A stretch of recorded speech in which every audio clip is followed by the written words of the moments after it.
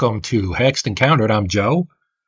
We are doing a digital week this week, and I wanted to return to my campaign in the game Burden of Command. This is a fantastic game. It is a war game, but it is also a role-playing game, and it has some very powerful, deep, emotional looks at the impact of war on people, right? People fight wars. People are, killed in wars. They're affected by it. Combat inflicts all kinds of mental stress as well as physical stress and wounds and death and everything else on humanity as they are fought. So this is an interesting kind of first of its kind, I think, game in that it kind of addresses that and looks at that and the impact it has on the people involved in it. So in the original couple of videos I did, we went through the boot camp a little bit, the tutorial essentially, and also the first part of the campaign, which starts in Morocco with Operation Torch. And I completed that, and we went through and the road to Casablanca and everything, and some typically heavy things went on, and I won't go too in depth on that because the reason I skipped a big chunk of gameplay is because I both want to advertise this game as something that you should pick up if you're into war games and would like to look at the human side of it as well as the tactical side, because this game does both. But I didn't want to give it away. I didn't want to be a spoiler. So I think it's something you should experience for yourself, make your own decisions, etc. I am jumping in here at Anzio, which obviously is 1944. So we're jumping in time from November of 42 to early 44. And in between was Morocco and Sicily and the first part of the Italian campaign. If you're unfamiliar, this is putting you in the role of a company commander in the 7th Infantry Regiment of the United States Army, the Cotton Balers,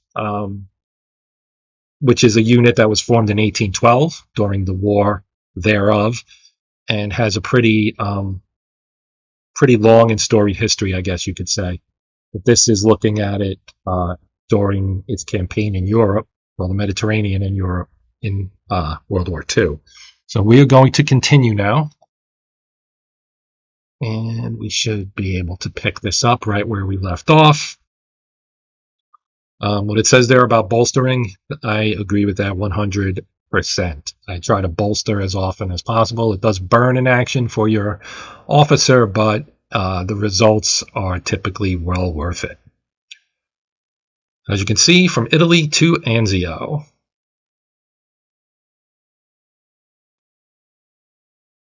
Now, this is coming out of a battle that we ended up withdrawing from because the Germans were giving us a really hard time.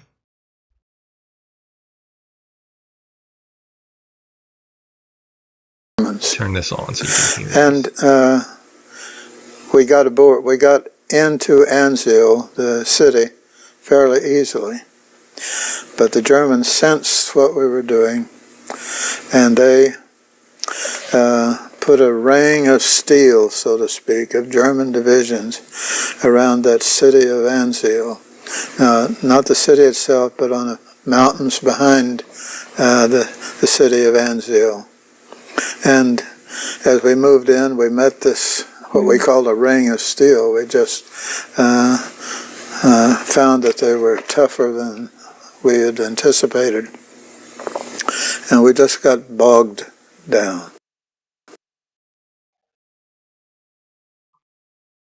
Okay, bogged down. Evening. All right, so as you can see, we chose to withdraw without rescuing the Rangers, which was a heavy decision, but my men were getting chewed up. And I guess I chose the greater good, or my own selfish need to protect my men, I guess you could say.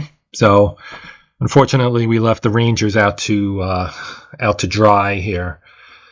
So you can see we chose to withdraw, and our men, you basically have two determinants for how you're doing in the game. One is your mission, which gains you prestige when you do well. The other is your men, and that you basically have, it depends on how many casualties you take, essentially. So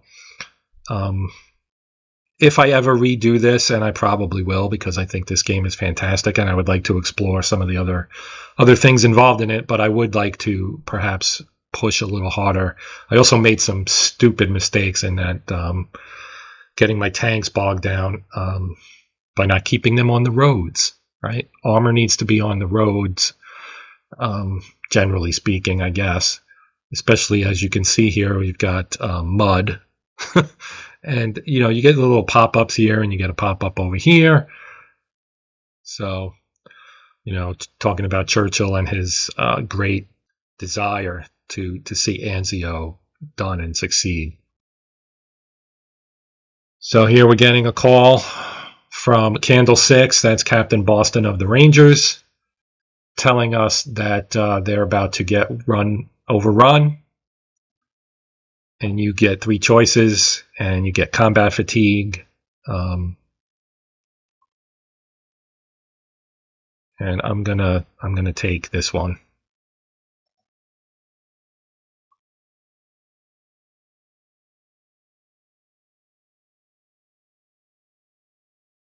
This is Colonel Boston, or Captain Boston over here, rather.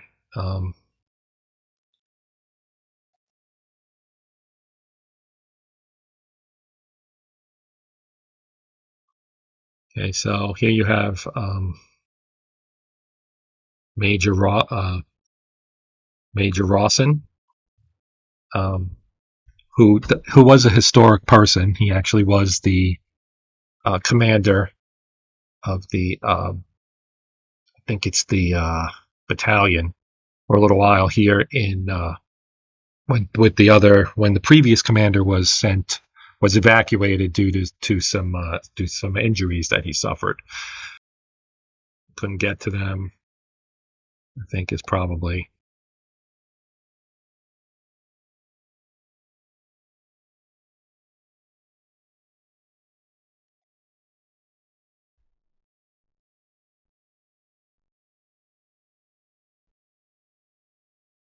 Oh, so we suffered an injury.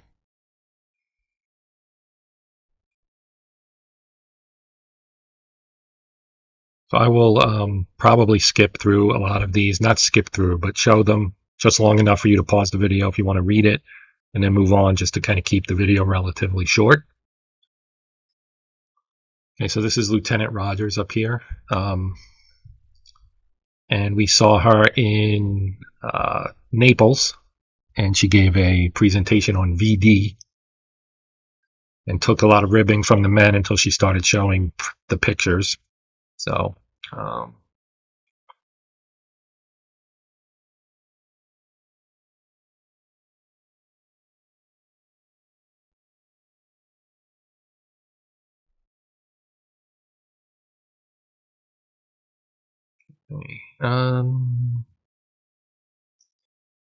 her do her job.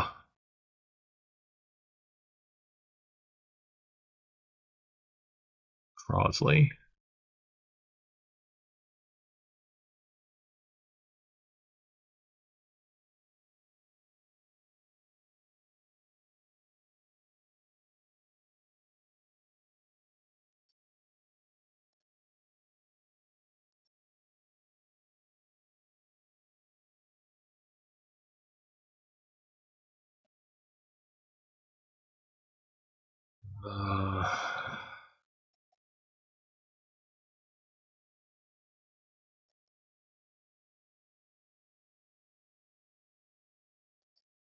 Okay, so you can see I lost some combat fatigue, which is a good thing. And maximum doctrine has previously been attained. That is, you have different doctrines that you can kind of use when you're making decisions about saying things or doing things. And mine is doctrine. I think. I think. Yeah. So we're going to move on. Okay. Won't linger there too long. Okay. So we're in the Anzio beachhead. Now, you have these kind of interstitials here where you can look at certain things, like if you wanted to see the pictures at the bottom. There's a lot of historical flavor in this game.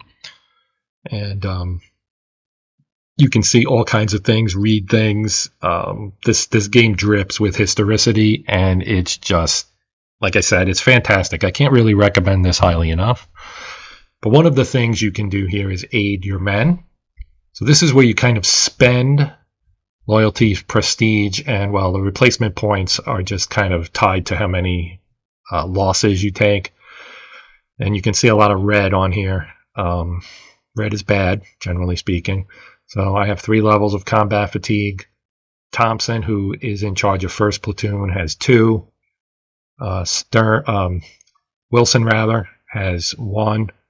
Third platoon under Dearborn. Dearborn has 3. And then this guy here, Glasgow, I picked him up because there was a point in Sicily where I had to choose one of my platoon commanders to send to meet with some Italians who were supposedly surrendering.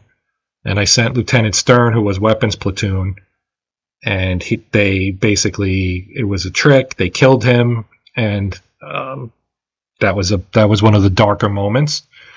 And Glasgow is his replacement.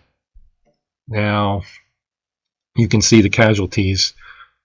This is first squad, first platoon. They need 1 replacement. And so if we click on here, we can assign a replacement using experience from the squad or some of our prestige, which we have 35 of. So since this only has 1 star, I'd be inclined to just take that, and it actually didn't decrease it below 1 star. Now here we have one of our better squads. They have 5 stars of experience here. And you can see they get extra orders. The higher your experience goes, the more orders you can do in a turn. So it's to your benefit to keep your experienced men going. So what we're going to do here is I'm going to use, I have to select them first. I'm going to use prestige to reduce that one, because I want to keep, and then this asterisk here, because you can always undo it if you want to. So we'll do the same thing here. Now up here we saw you have this here, which is stress. And that's this orangey sad face here, and you can reduce that by spending loyalty. So we'll do that, because we don't want our men to be stressed out. So now we've got these guys down here. I'm going to use prestige for them as well. And I think that's it. I don't see any more red skulls around, so that's good. Okay. Now the other things you have here is this here, which is their experience points.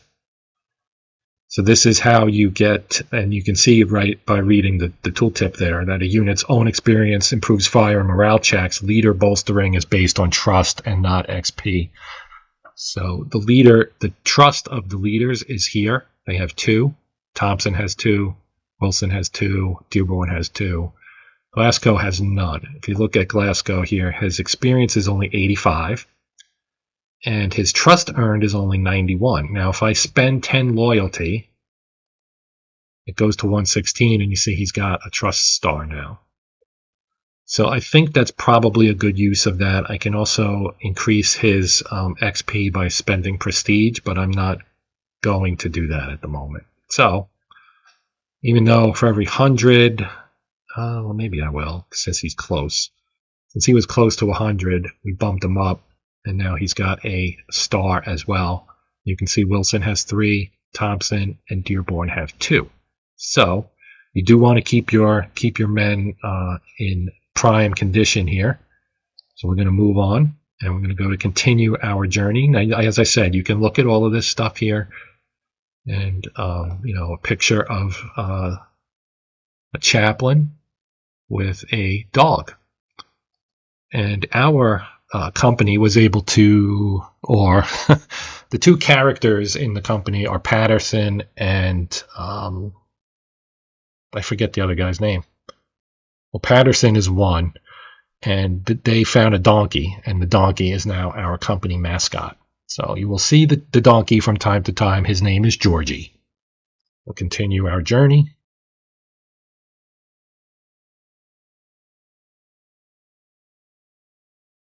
Trenches.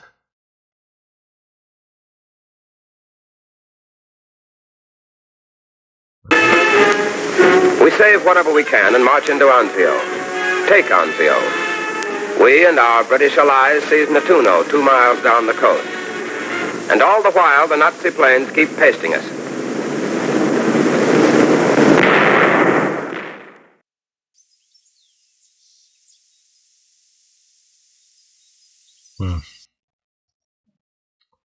Okay, on we go.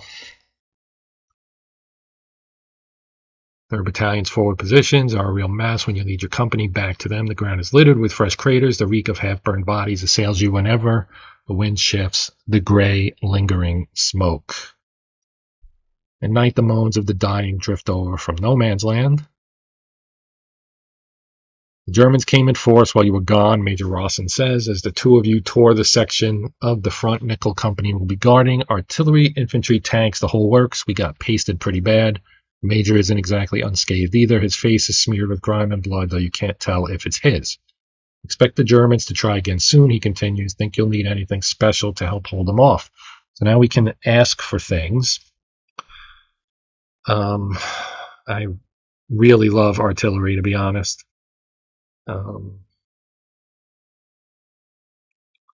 So you can gain prestige by trying to tough it out, but I'm not too proud to ask for help. I'm going to ask for some artillery.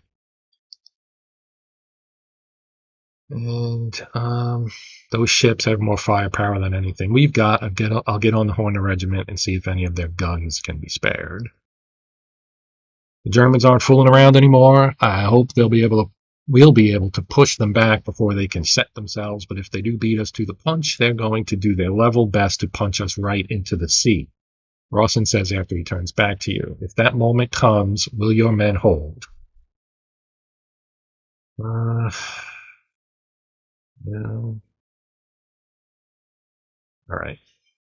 Well, you might be seeing a lot of both real soon, Captain. Rawson scowls as he squints north toward the German positions. Hold tight, dig in, and prepare for Kraut attacks, he adds as he turns back towards his own CP. If anything changes, I will give the word. All right.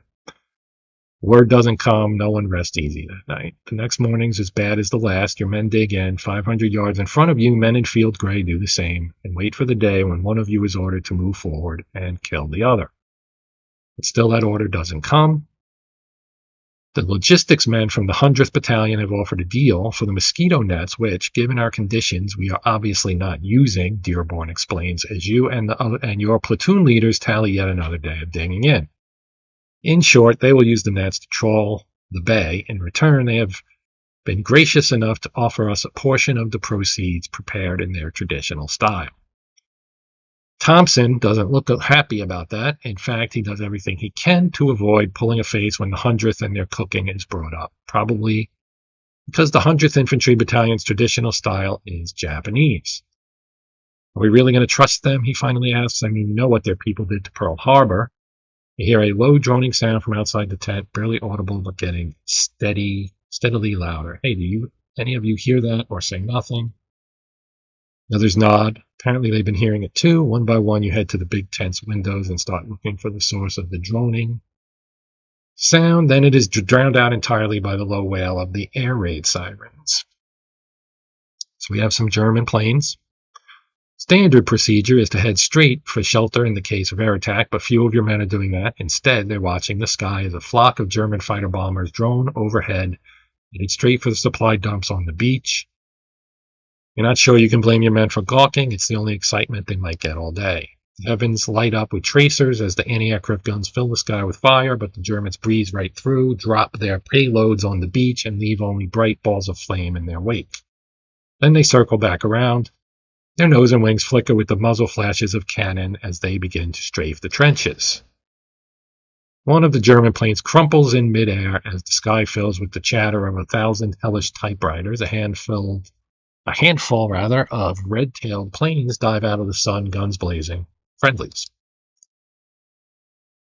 Jesus Christ, Grant exclaims as he turns to your side. Get moving, Roberts. Find out who those fellas are. I ought to buy him some beers next time we see him. He looks to you as the two opposing formations of aircraft churn into a maelstrom of twirling aircraft, burning tracers, and exploding shells. Outnumbered 2-1, and they still go in shooting, he observes. Pretty brave for flyboys. Brass or no, Robert skim unit identification charts amid frequent pauses to search the sky with your binoculars, hoping for a glimpse of their fuselage insignia. Red tails, found them, suddenly exclaims. 99th Fighter Squadron. He purses his lips in thought for a second. That colored unit out of Capodichino. Negro fighter pilots, Grant asked bemusedly. I thought some egghead in the War Department ruled that they couldn't fly. Something about shying from a fight. Obviously not.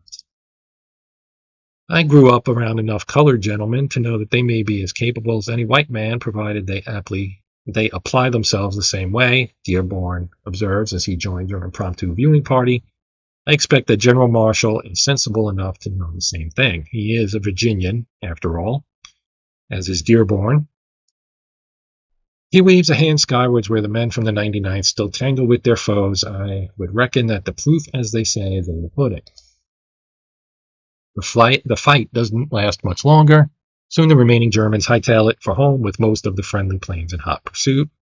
Not all of them, though. One of the American aircraft peels away from the fur ball.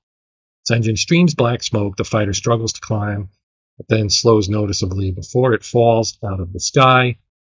Its nose pitches down. Silently, it glides right toward your positions. He's going to crash between us and the Krauts. This is Grant. We got to help him.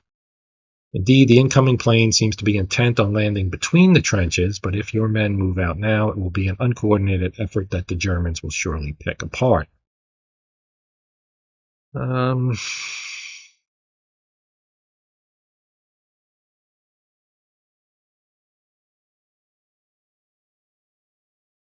If the pilot survives landing, great, but killing 10 of your men to maybe save one isn't a good trade. That is true. Wait for orders. There is no reason to move forward of the trench line. Not yet. So here are our men. These are trenches. Over here somewhere, I'm assuming, are more trenches, and this is where the Germans are. Hit that. I'm assuming this plane is going to come in and crash. No visibility to anything out here.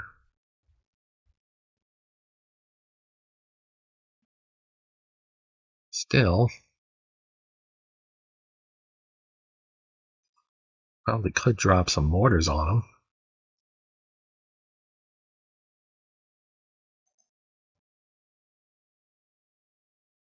Might as well.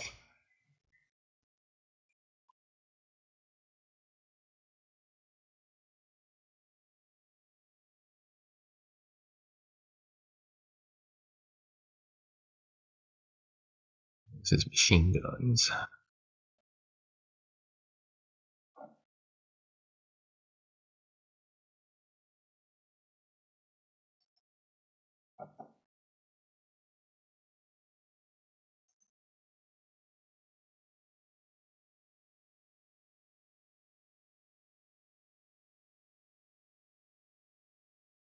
May as well fire at them, right? Oops.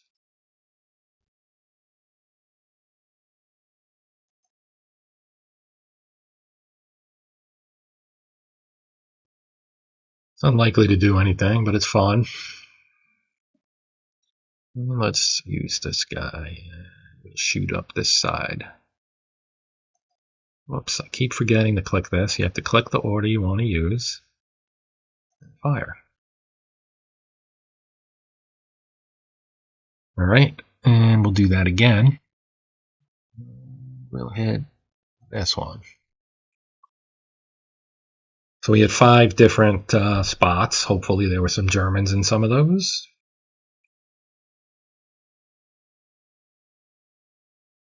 And they're shooting back, of course, so we know there's somebody up here now.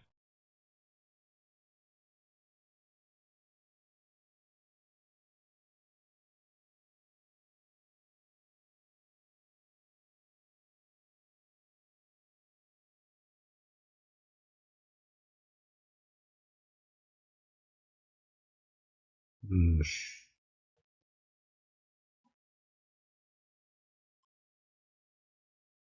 I think we have, no, we don't have anything we can use, so we're just going to have to stop and wait.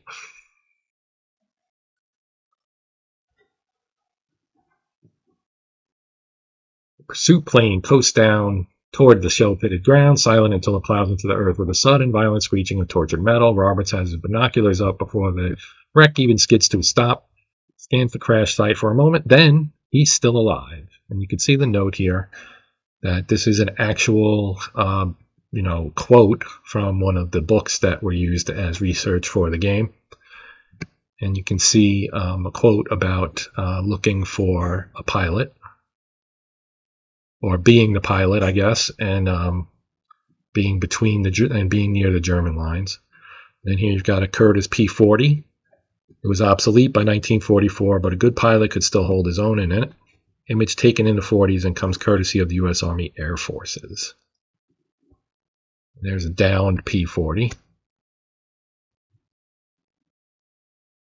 This is a Curtiss P-40E Warhawk of the 33rd Pursuit Group, provisional at Darwin in Australia.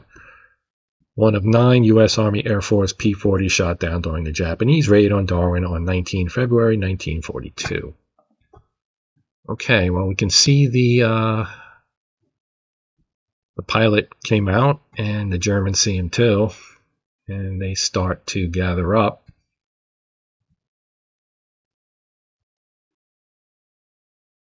If they come out to try to take him prisoner, and then we can shoot him up, I guess.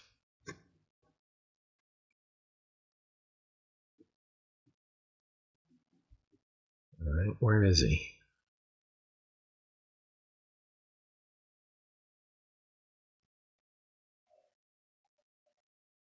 That's a tree right there.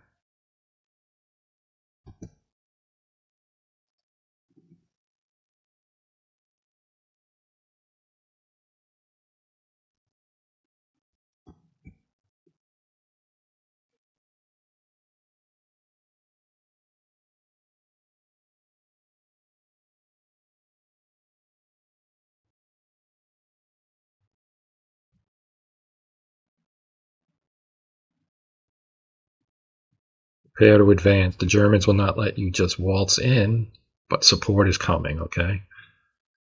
I'm going to wait. They're going to shoot at us, and we'll just sit here and wait. You can see these guys are red. That means their morale is poor, and you have to rally them. But that's what happens when you come under fire. I'm not going to do anything because I want all my support available. Anything that hasn't been suppressed, at least.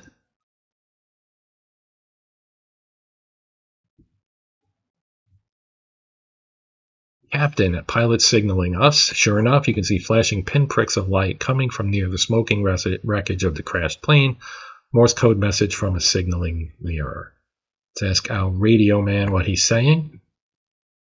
Actually, no, let's say that we're coming to, well, let's do this one first. Sobieski is our radio man. He says he not hurt. He asked us for rescue. The radio crackles. Battalion calling in. They are aware of the situation and approve of the rescue. A battery of 105s is now on call with smoke. All right. There is a gun, and he is an artilleryman. We'll go with that one. Okay, so here's our mission. Rescue the pilot by moving a squad adjacent. Suffer no more than very light casualties, so this is going to be challenging. Okay. Where's the plane? There's the plane. All right. So the first thing we need to do is put some smoke on here.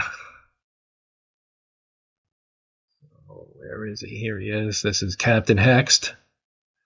We are going to call in some arty here. I'm going to drop it right in front of this area. Whoops, I screwed that up, didn't I? Left click instead of right click.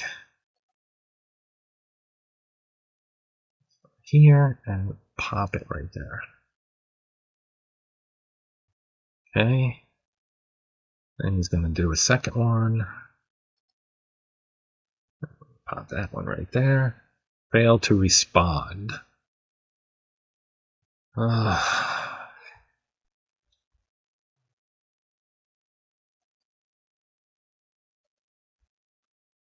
That's fantastic.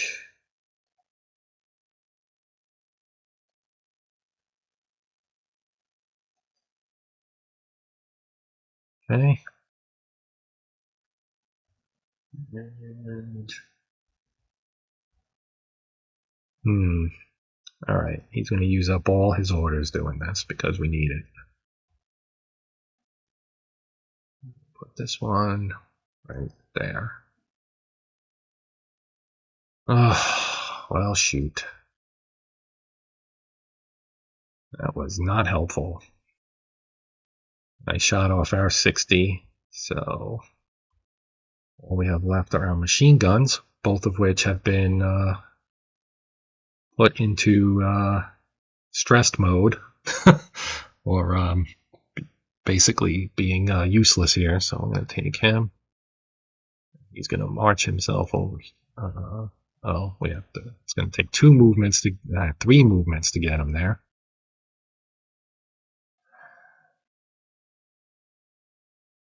We'll let him creep in so he doesn't draw the opportunity fire. And then next turn he'll be able to do something with that. So this is rough here, man. All right, move on to the next leader round.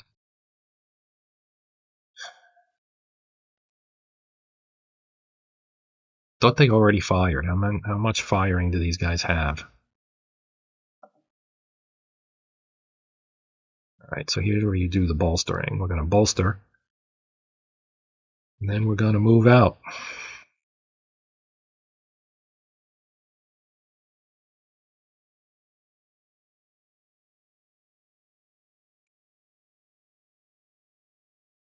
This is almost undoubtedly going to draw fire.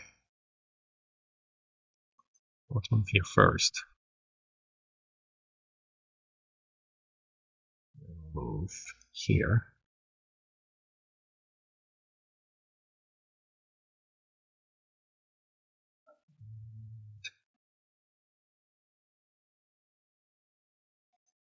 These guys back. Oh, he can't move. Where's his other platoon? There it is.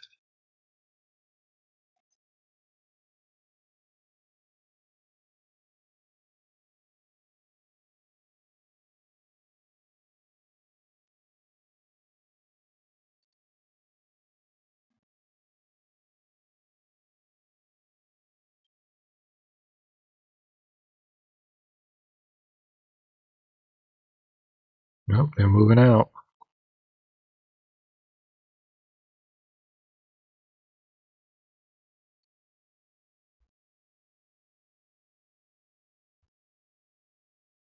All right, Wilson.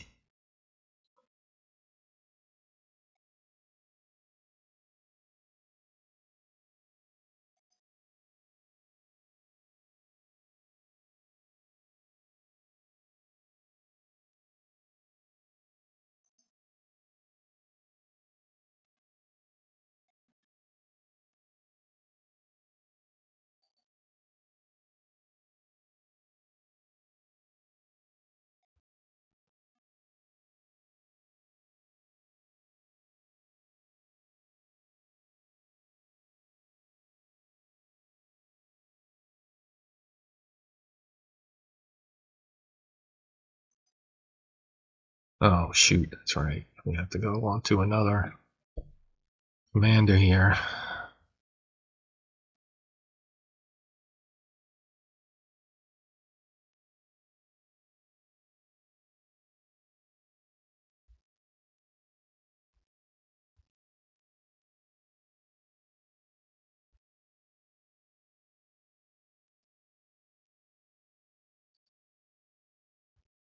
Can't really reach very far with our weapons, so I think we'll skip him.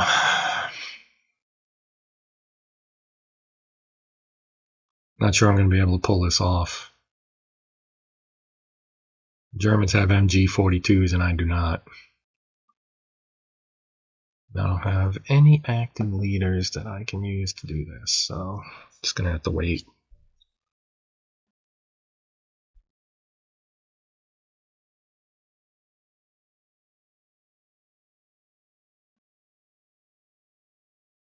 All right.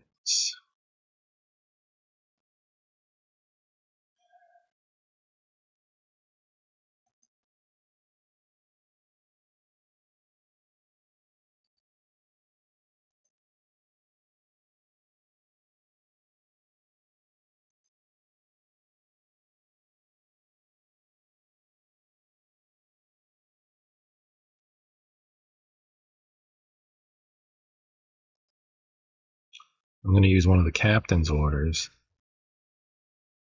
Send this guy out. That should draw fire from their lovely machine gun up here. But it didn't, for some reason. Will it now? No. Interesting. Okay. Let's get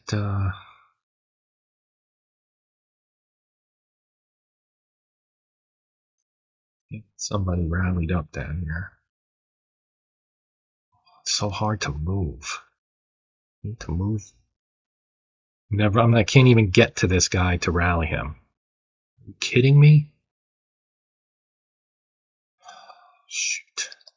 Bolster myself. That's no good because I'm out of orders now. That was terrible.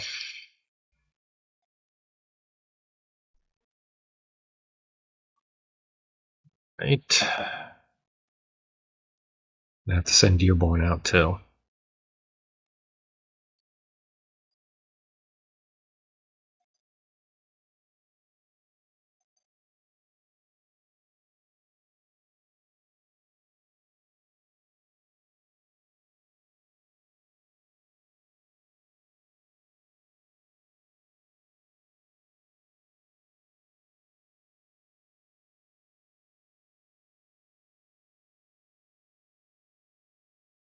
Nope, that's that. We lost.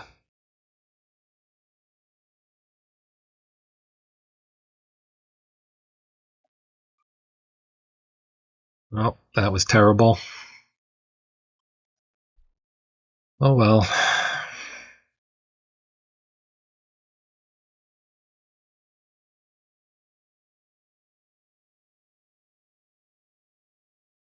Why is it still a...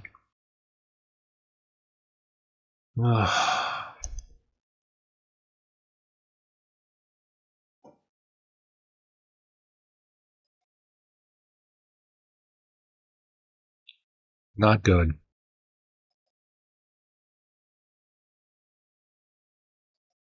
Not good. Charlie was one of the first pilots that went over. He went over the 99th. He shot down the first enemy airplane. That was one of the most exciting things for me, and I was there taking pictures. We gave him a Coke for a present. We were in the game from then on.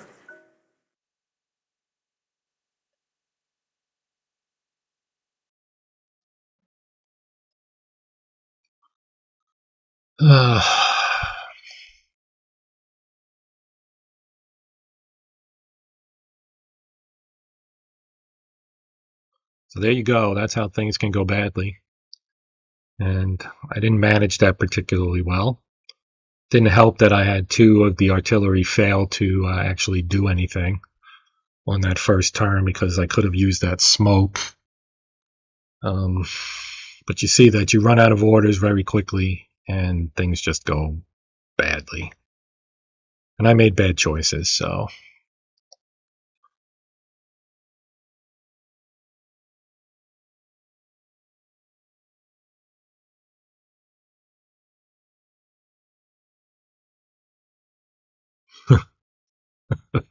This is kind of amusing.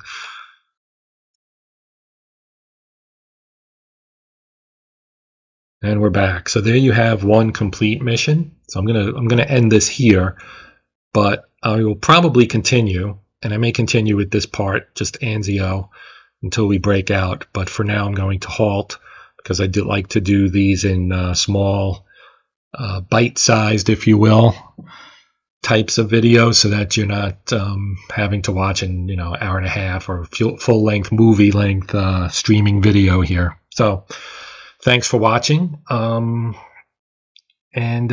yeah, please consider liking, sharing, and or subscribing, but that's going to do it for this one. So as always, I am Joe, and this is Hexed Encountered. Thank you for watching, and happy gaming.